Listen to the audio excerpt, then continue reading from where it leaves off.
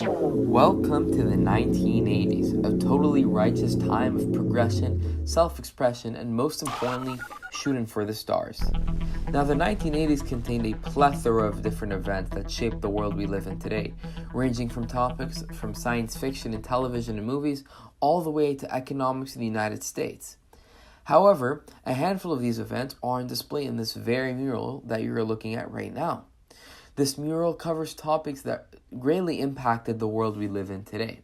And in order for that effect to be understood, you must sit back and relax and enjoy the ride of the 1980s.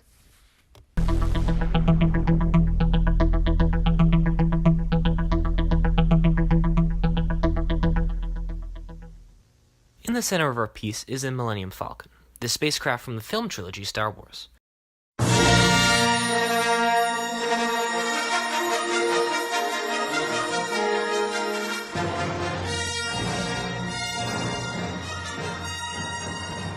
The Millennium Falcon became a symbol of Star Wars and the type of film that it ushered in. Star Wars was born out of the gritty filmscape of the 1970s, with blood and gore galore.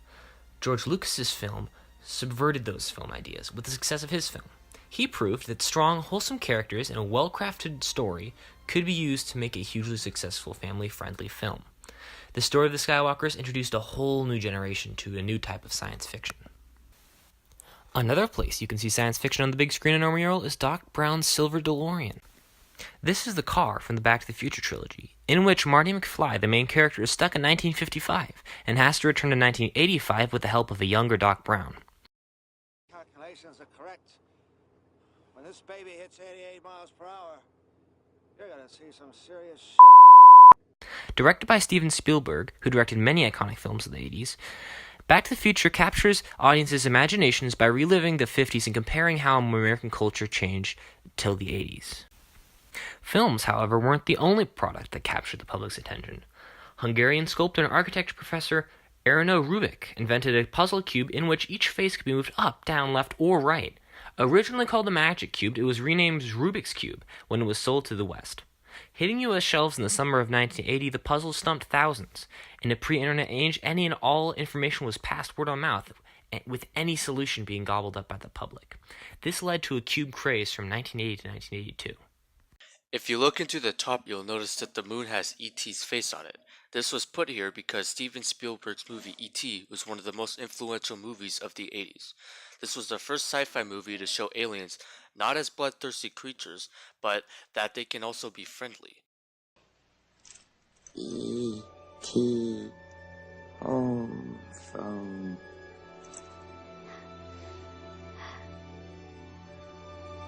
E.T. phone home. E.T. phone home.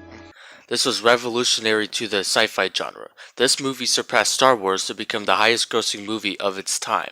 You'll also notice the kit car. There's a huge boom for kit cars in the 80s. One of the biggest manufacturers of that time for the kit cars was a company known as Dutton. They made the sporting Phaeton and came up with the Melos.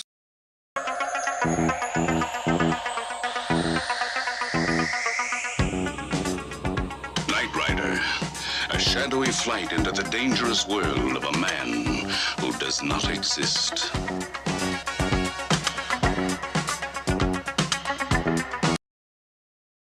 You'll also notice the American flag on the car. There's a new patriotism in the 80s. For example, the Rambo franchise Top Gun, The Right Stuff, Chuck Norris films, and Clint Eastwood's and Arnold Schwarzenegger films.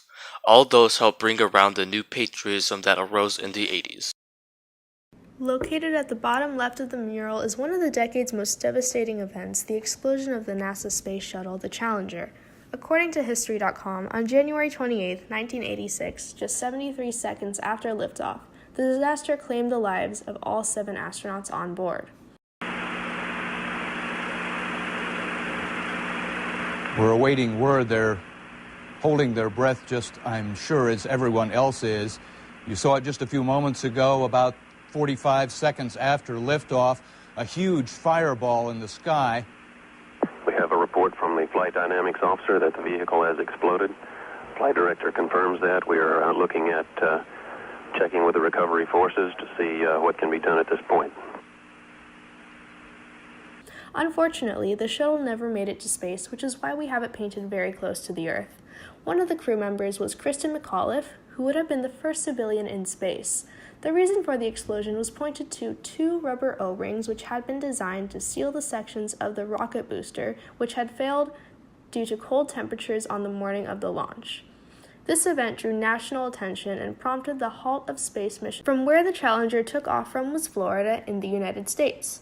During the 80s, the U.S. was going through a period of economic growth after a recession in 1983. This meant that, according to Matt Muffett of ThoughtCo.com, the economy had rebounded and enjoyed a sustained period of growth as the annual inflation rate stayed below 5% for the remainder of the 1980s. This was because of new policies implemented by President Ronald Reagan's administration, and this caused economic prosperity for many in the United States. If you draw your attention to the lower right-hand corner of the mural, you will see two components that represent two significant events of the 1980s. The first is the Berlin Wall. Constructed in 1961, the Berlin Wall divided Germany with the purpose of keeping so-called Western fascists out of the socialist East Germany. In the 1980s, the idea of keeping this wall standing was heavily supported by Gorbachev, the former and last Secretary General of the Communist Party of the Soviet Union. At the time, the President of the United States, Ronald Reagan, was heavily against the idea of having a wall separating Germany, viewing it as a severe form of division. Mr. Gorbachev, tear down this wall. The wall was eventually torn down in 1989, which could be argued to be the mark of the fall of the USSR. Now, if you shift your attention onto the other component in this section, you will see the Live Aid Musical Festival logo in the place of the continent of Africa. Live Aid was a fundraising music concert that took place in 1985. All money raised was donated as relief to support the ongoing famine in large portions of Africa. Performers included Queen, Elton John, Madonna, and 72 other acts. The concert raised over $127 million, not only making it one of the most successful fundraising events of all time, but also one of the most well-known music concerts of all time. Now here is an explanation of the artistic design. We chose to paint the Earth, Moon, and space to encapsulate the 1980s. By using the neon lights shooting up from the Earth, we show the different colors that were popular during the decade. The medium that we used was paint, and in space we used the splatter method to make stars.